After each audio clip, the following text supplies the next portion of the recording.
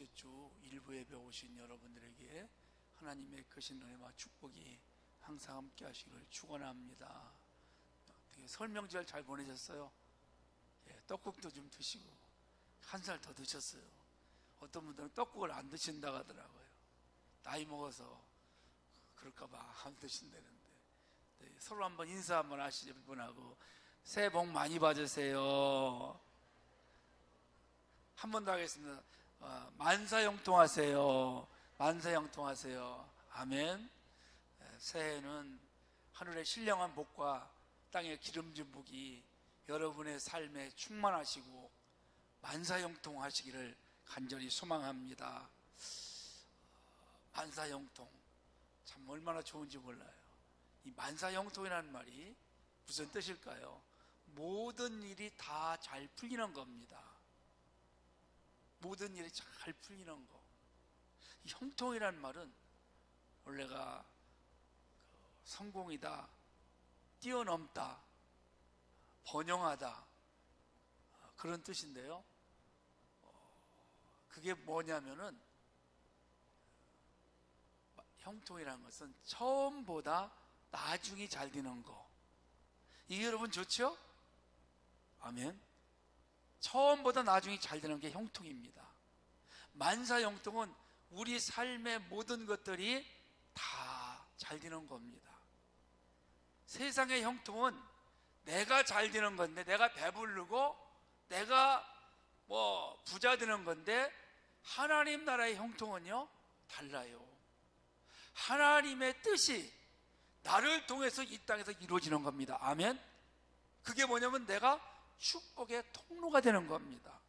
나 때문에 많은 사람들이 행복해하고 기뻐하고 감사하게 되는 거, 얼마나 멋진 일입니까 이것이. 여러분 혹시 그 부영이라는 회사 아시나요? 부영, 아파트 짓는, 집 짓는 회사 있죠? 부영 아파트. 그 이중근 회장님이 지금 살아계신데 연세가 많이 드셨어요. 이분이 얼마나 좋은 일을 하는지 제가 잘은 모릅니다만은 전라도 어디 고향인데 성공을 하셔가지고 돈을 많이 벌었어요. 그래서 자기 동창, 자기 동네에 있는 사람들에게,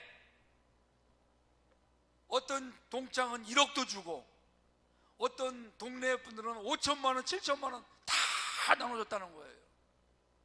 여러분 멋있잖아요? 그 사람 때문에 동네 사람들, 동창들이 다 행복해진 겁니다. 지금 그 회사에 들어가면 아이 하나 나면 1억, 둘 나면 2억. 괜찮죠? 멋있는 겁니다, 여러분. 이게 하나님 나라의 형통한 자입니다. 나만 사는 게 아니라 더불어 살고, 나 때문에 다른 사람들이 행복해하는 거. 이 사람들은 그래서 형통하려고 성공을 위해서 막 열심히 노력하고 애쓰고 수고를 하고 이렇게 하지만, 여러분 그게 내 뜻대로 안 됩니다. 내가 노력한다고 되는 게 아닙니다. 누가 나를 도와주셔야 됩니까? 하나님이 도와주셔야 됩니다. 아멘. 오늘 본문에 보니까 요셉이 형통한 자래요. 근데 그 이유가 있어요. 하나님이 요셉과 함께 하심으로. 할렐루야. 하나님이 함께 하시면 형통한 자가 되는 겁니다. 형통과 공고라는 말이 있어요. 항상 이건 바늘과 실입니다. 잘 되는 때가 있는가, 안 될 때가 있다는, 곤고라는 말은 고난입니다. 여러분 이제 한 해를 우리가 또 우리나라로 치면 이제 새롭게 정월 둘째 날, 1월 둘째 날인데, 1월 정월 둘째 날인데, 올해 또 어떤 일이 일어날까요? 좋은 일만 일어나지 않습니다. 어려운 일도 있을 겁니다. 분명히 누구에나 다 똑같습니다. 형통한 자도요, 하나님이 함께 하신다고요, 항상 좋은 일만 있는 거 아닙니다.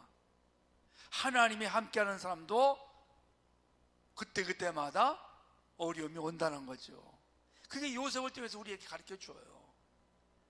여러분 요셉 이야기는 너무 잘 알잖아요. 야곱의 11번째 아들로 태어났어요. 아버지의 사랑을 듬뿍 받습니다. 그게 형들에게 미움받아요. 요셉만 사랑하고 요셉에게만 좋은 옷을 입혀주니까 형들이 시기합니다. 그래서 요셉을, 이 형들의 양을 치는 아버지의 신분을 받고 가는데 형들이 이때라고 요셉을 죽이려고 했어요. 그 구덩이에다가 넣었는데 그 중에 한 사람이, 야, 우리가 죽이는 건 너무하다, 그냥 살려주자, 대신에 우리 노예로 팔자. 그래서 아라비아 상인에게 노예로 팔려요. 어디로 갑니까? 아버지의 사랑을 받던 요셉이 하루아침에 저 애굽 나라의 종으로 팔려갔어요. 보디발의 집에서 종살이를 하는 겁니다. 그런데 신실하게 거기서 일한 결과 가정의 총무가 돼요. 주인이 인정을 해주는 거죠. 그리고 또 어떤 일이 있었어요? 그 아내가 유혹하는데, 뿌리쳤는데 그게 어떻게 하여튼 잘못돼가지고 억울하게 감옥에 갑니다. 그런데 하나님께서 보디발의 집에 있을 때에도 요셉과 함께 하셔서 형통케 하게 되었고, 감옥 갔는데도 이곳에서 잘 제수들을 섬겨주는 겁니다. 하나님이 함께 하셔가지고 그곳에서 은혜를 받아요. 마침 그때 술 맡은 관원장, 떡 굽는 관원장을 만납니다. 이게 누구냐면 그 당시에 그 나라의 바로 왕의 신하들이에요. 죄를 져서 지금 감옥에 들어왔는데 거기서 만남을 갖게 돼요. 그런데 여러분, 요셉의 운명이 바뀌게 된 것이 뭡니까? 바로 그 술 맡은 관원장을 만남으로부터 이제 요셉의 인생이 또 바뀌기 시작해요. 감옥 간다고 다 나쁜 건 아니에요. 내가 바르게 했는데 억울하게 감옥 갈 수 있어요, 여러분요. 그런데 하나님의 백성들은 그것도 합력해서 선을 이루어 만들어 줄 줄 믿습니다. 그래, 바로 왕이 꿈을 꿨는데 도저히 해석을 못하는 거예요. 그때 술 맡은 관원장이, 그 감옥에 있던 요셉이를 내가 알지, 그 요셉을 데려다가 내가 해석을 시켜야 되겠다. 요셉이 바로 왕의 꿈을 해석해 줍니다. 그게 뭐냐면 앞으로 애굽 나라에 7년 동안 풍년이 들고 그 후에 7년 동안 흉년이 든다. 그리고 요셉이 그러면 어떻게 하느냐, 대비책까지 다 마련을 해주는 겁니다. 그래서 요셉을 총리로 삼게 돼요. 할렐루야. 하나님이 하시는 일입니다. 그 전까지 성도 여러분, 요셉의 생애는 아버지 때는 굉장히 사랑받고 복된 인생이었지만 그 후에 17세부터 30살까지는 인생의 고난이었어요. 힘들었어요. 그런데 마침내 30세에 그의 꿈이 이루어지고 그는 형통한 자가 됩니다. 아니, 그 전에도 형통한 자는 됐었어요. 그런데 여러분, 우리가 형통한 자면 어림없이 잘 된다 그렇게만 생각을 하는데 그렇지 않습니다. 형통한 자도 어려움이 많이 와요. 고난도 와요. 실패도 해요. 머무를 수밖에 없을 때가, 주저할 때가 있습니다. 그러나 그것은 형통을 위한, 잘된 것을 위한 하나의 과정이다, 이렇게 볼 수 있습니다. 그래서 옛날에 그런 말이 있어요. 고생 끝에 낙이다. 고생 끝에 낙이다. 요셉이 고생을 많이 했는데 결국 나중에는 낙을 누리게 됩니다. 그뿐이 아닙니다. 흉년 때에 자기를 팔았던 형들이 양식을 구하러 왔다가 요셉과 상봉을, 극적인 상봉을 껴안고 울죠. 용서해 줬어요. 그리고 야곱이 죽은 줄 알았던 이 요셉이 살았다는, 애굽의 총리가 됐다는 그 소문을 듣고 이민을 합니다. 그래서 70명이 애굽으로 이민을 하는데 특별히 요셉이 고센이라는 땅에, 기름 주고 좋은 땅에다가 아버지와 그 가족들을 모셔서 살게 하고 거기에 야곱 아버지가 죽을 때까지 편안하게 살게 되는 그런 뜻을 우리가 봅니다. 그러다가 야곱이 죽은 후에 요셉은 그 형제들과 조카들까지도 먹여 살리고 110세에 하나님의 품에 안깁니다. 자, 다시 한번 정리합니다. 이 39장, 창세기 39장에 보면 3번이나 요셉이 형통하다, 그런 뜻을, 그런 말씀이 있습니다. 이 말은 다른 말하면 장애물을 뛰어넘다, 번영하다, 성과다, 그렇게 되는 거예요. 만사형통, 모든 일들이 다 잘 되는 것이다. 그러니까 여러분, 뛰어넘는다는 말이 뭡니까? 구덩이에서 나오고, 유혹도 이기고, 감옥에서도 잘 되고, 총리 때에도 인정받고, 모든 어려움을 뛰어넘는 거. 그래서 이 형통, 만사형통은 언젠가는 결국은 믿음을 가지고 하나님 앞에 설 때에 다 잘 되는 것이다, 이렇게 볼 수가 있는 것입니다. 그러면 어떻게 요셉이 이렇게 형통한 인생이 되었을까요? 저를 한번 따라할까요? 하나님이 함께 하심으로. 예, 하나님이 함께 하시니까 그의 삶에 늘 잘 되었어요. 보디발의 집에 가서 노예 생활을 하는데 그 주인이 그 요셉의 신실함을 봐요. 그래서 다 맡겨버려요. 맡겨요. 맡긴 그 날부터 그 보디발의 집에 하나님이 복을 주십니다. 하나님이 복을 주셔요. 요셉 때문에, 요셉으로 인해서.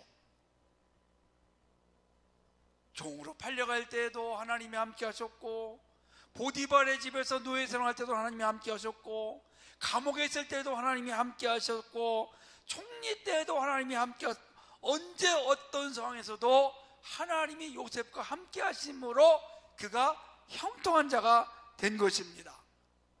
사도행전 7장에 보면 스데반 집사가 도레마에 죽기 전에 유대인들에게 설교를 합니다.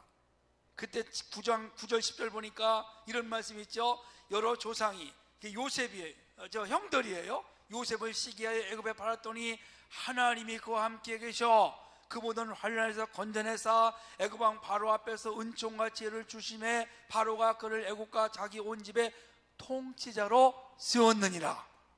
하나님이 함께 하셨다는 겁니다. 늘 하나님이 함께 하셨어요. 하나님이 함께 하셨다는 것은 하나님이 요셉을 늘 도와주셨다는 것입니다. 사람은요, 도와주는데 한계가 있어요. 부모님들도 자식들 도와주는 게 한계가 있습니다. 그러나 하나님은 뭐든지 다 하실 수 있고 언제든지 도와줄 수 있는 그런 분이십니다. 그리고 싫은 내색을 하지 않는 분이심을 우리가 알 수 있습니다.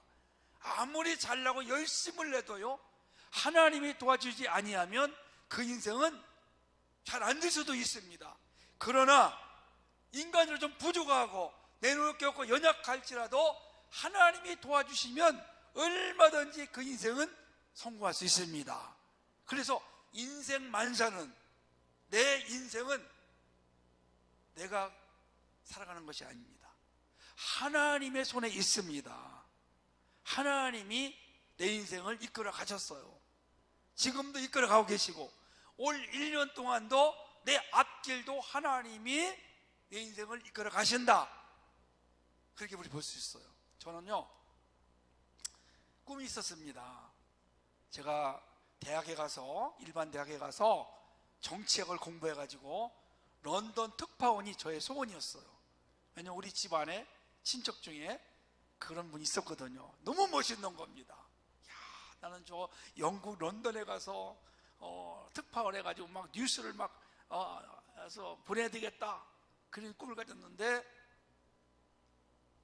저의 꿈하고는 아무 상관이 없는 목사를 하나님이 강권주로 불러가지고 목사가 되게 했어요. 여러분들은 꿈이 뭐 있는지 모르겠는데 지금 어떠십니까? 여러분 어릴 때부터 그대로 되신 분도 있을 거예요. 그나마 하나님이 하고 같이 교통해서 그런데 대부분의 사람들은 내가 생각하는 것과 또 다르게 하나님이 다른 곳으로 이끌어갈 때가 많이 있다는 것을 우리는 알 수 있습니다.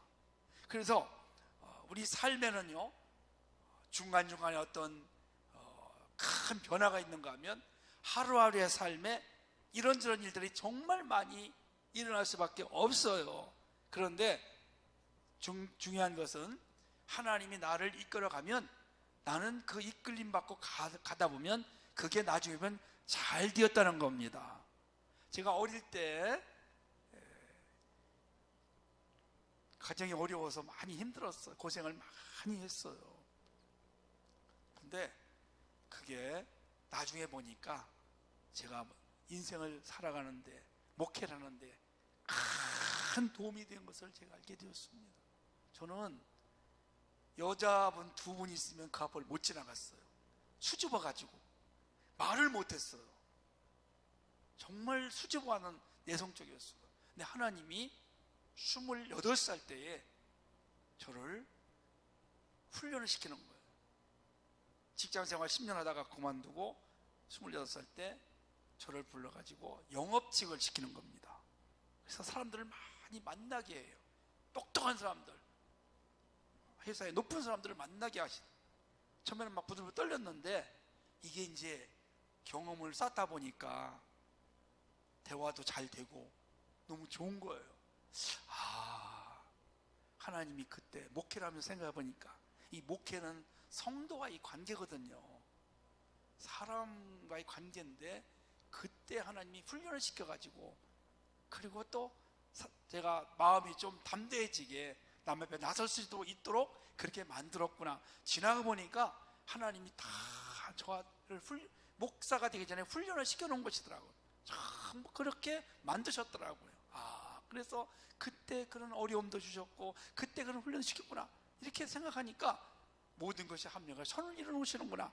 지나가 보니까 너무 감사하고 좋네요. 지금 여러분, 지금 잘 되고 있어도 감사하고요, 안 돼도 감사하시기를 원합니다. 안 되는 것도 형통한 겁니다. 이 다음에 잘 되면 되는 겁니다. 그죠?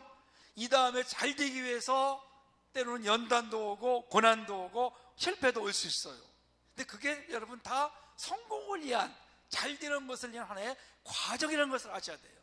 그러면 하나님이 어떤 사람과 함께 하시느냐? 누구와 함께 하시겠어요, 성도 여러분? 누구와 하나님이 함께 하시겠어요? 하나님을 경외하는 사람들이에요. 요셉은요, 그렇게 보디발의 집에 노예로 억울하게 팔려갔어요. 그때에 나 같으면 이렇게 하실 수 있습니다. 아니, 세상에 하나님이 이럴 수가 있느냐? 내가 착하게 바르게 살았는데 하나님이 어떻게 나를 이렇게 노예로 살게 만드느냐? 하나님 안 계시다, 원망하고 불평할 수 있습니다. 그런데 한마디 성경에 그런 거 없어요. 하나님의 뭔 뜻이 있을 거야? 하나님 뭔가 뜻이 있을 거야? 나를 여기 그냥 보낸 거 아니야. 그런 중에도 믿음을 지켜요. 아멘. 믿음을 지키는 겁니다. 할렐루야. 사랑하는 여러분, 하나님이 함께하는 사람은요, 믿음을 지키는 겁니다. 하나님을 기쁘게 하는 겁니다. 하나님의 마음을 알아서 하나님의 뜻을 이루어 가는 것입니다. 이런 사람과 하나님이 함께 하세요. 그리고 신실했어요. 보디발의 집에서 비록 노예지만 자기 주인처럼, 하나님처럼 주인을 잘 섬기고 자기에게 주어진 일들을 너무 잘하는 거예요. 그러니까 주인 보디발이, 장군이 믿고 다 맡겨버려요. 그때부터 그 집에 복이 임하기 시작합니다. 원망 불평할 수 있고 주저앉고 낙심할 수 있는 상황에서도 하나님을 원망하지 않고 하나님 앞에 믿음을 가졌어요. 어떤 상황에서도요, 우리 성도들은 주의를 성수할 수 있어야 돼요. 거기에 인생을 맞춰야 돼요. 그러면 하나님이 함께 할 줄 믿습니다. 이런 말이 있습니다. 주일 성수는요, 주일날 예배 드리는 건요, 구원받는 거하고 상관없어요. 그러나 구원받은 백성들은 주일을 지킨다는 겁니다. 아멘. 어떤 사람도 그렇게 하는 거죠. 여러분 다니엘 아시죠? 다니엘 친구들 아시죠? 다니엘 세 친구 사드락, 메삭, 아벤느고, 나라가 망했어요. 10대 소년들이 포로로 끌려갔어. 이방 나라에 가보니까 여러분, 언어가 다르고 문화가 다르고 환경이 달라요. 하나님을 잘 섬겼는데 가보니까 하나님 못 섬기게 하고 그 나라 왕을 섬기게 합니다. 어느 날 왕이 신상을 높이 세워놓고 전부 다 그곳에 와서 분학대에 나팔 하면 다 엎드려 절하라겠어요. 그런데 이 세 사람은 절하지 않아요. 만약에 절하지 않으면 천도가 되는 불물에 넣어서 그냥 한순간에 없애겠다는 겁니다. 그런데 이 세 친구가 무슨 고백을 합니까? 하나님이 우리 풀물에서 살려줄 것으로 믿어요. 아멘. 그리 아니하실지라도, 그렇게 하지 아니하실지라도, 우리가 거기서 죽는다 할지라도 우리는 하나님 외에 다른 우상에 절하지 않습니다. 그게 믿음입니다. 그게 믿음이에요, 여러분. 하나님이 머리털 하나 상하지 않도록 지켜주세요. 할렐루야. 다니엘은 또 어떤 사람이었어요? 다니엘이 총리가 됐어요. 하나님이 지혜 주셔가지고. 어느 날 다른 그 나라 사람들이, 높은 사람들이 다니엘을 죽이려고 모함을 해요. 30일 동안 기도하거나 어떤 믿음의 어떤 모습을 보이면 사적을 넣습니다. 다니엘은 그것을 알고도, 사적에 들어간 줄 알고도 매일같이 하루에 3번씩 창문을 열고 예루살렘을 향해서 기도하며 감사했더라. 그랬어요. 기도했어요. 들어갔어요. 사적에 들어갔어요. 형통은요, 물론 어려운 일이 안 오면 좋겠지만 어려움이 오기도 합니다. 그런데 하나님의 천사들이 사자 입을 탁 막아서 다니엘을 손대지 못하게 해요. 멋있죠? 믿음을 지키니까. 믿음을 지키니까. 나왔을 때 어떤 일이 났어요? 그날의 왕이 막 다니엘을 칭찬해주고 하나님을 찬양하고, 다니엘을 모함했던 사람들, 가족들이 다 사자굴에 들어가 사자밥이 됐어요. 할렐루야. 그때 다니엘이 더 인정받고 존귀함 받는 총리가 된 것을 우리가 볼 수가 있습니다. 올 한 해 동안도 우리 믿음을 잘 지킵시다. 더 아름다운 믿음을 주님께 보여주시기를 간절히 소망합니다. 하나님 말씀이라면 내가 기꺼이 순종하겠습니다. 하나님을 제일로 나는 섬기겠습니다. 이런 고백과 이런 믿음을 한 해 동안 보이심으로 하나님이 여러분의 사업하시는 곳에, 또 직장에, 여러분의 가정에, 공부하는 우리 학생들에게 항상 함께 하셔서 하나님의 도우심을 받는 형통한 한 해가 되기를 주의 이름으로 축원합니다.